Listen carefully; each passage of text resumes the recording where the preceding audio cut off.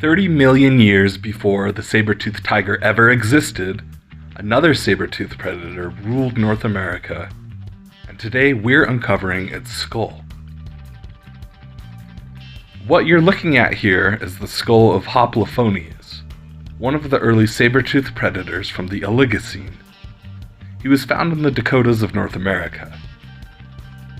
These guys belong to a group called the Nimravidae, animals that look like cats, hunt like cats, and even evolved saber teeth like cats, but they're not cats at all.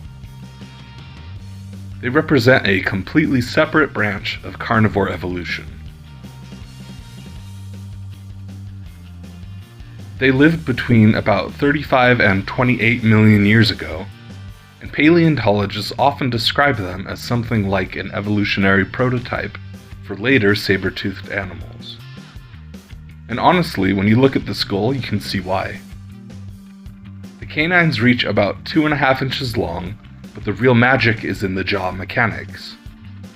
These animals actually had a wider gape than modern cats, meaning they could open their jaws far enough to make those sabers functional tools and not just fragile decorations.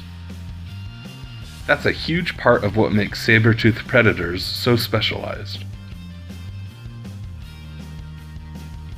Now, this entire prep probably took around 30 hours.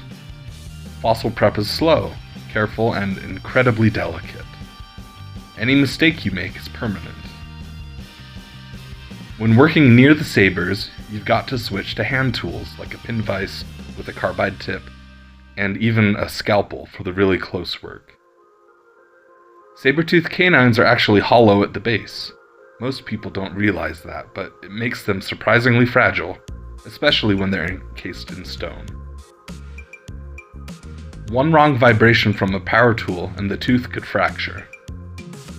So until we've prepped the space around the canines, power tools are absolutely off the table. Once enough room was made to work without risking damage, that's when we'll bring in the air-scribe. And that lets us remove matrix much more efficiently without putting those delicate structures in danger.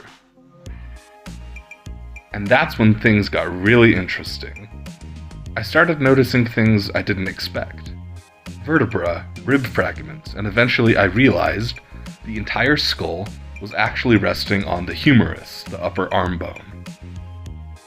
That bit of anatomy tells a story. This animal wasn't buried intact. It didn't die peacefully and get covered up where it fell. What we're seeing instead is the result of scavenging and disarticulation. After the animal died, other predators or scavengers likely dragged pieces around. Water may have transported the bones too. Eventually, a handful of bones ended up in the same place and were buried together, forming the jumble we're seeing here. For anyone who's curious about taphonomy, which is basically the study of everything that happens to an organism after it dies, this is a textbook example of what we call a transported assemblage. Bones get moved by scavengers, gravity, water, or sometimes all three. The arm bone underneath the skull is a huge clue. Skull and limb bones don't naturally articulate like that in life. So when you find them stacked or resting together, it usually means they were transported and deposited in the same spot before fossilization. It's like piecing together a crime scene, except the crime happened 30 million years ago.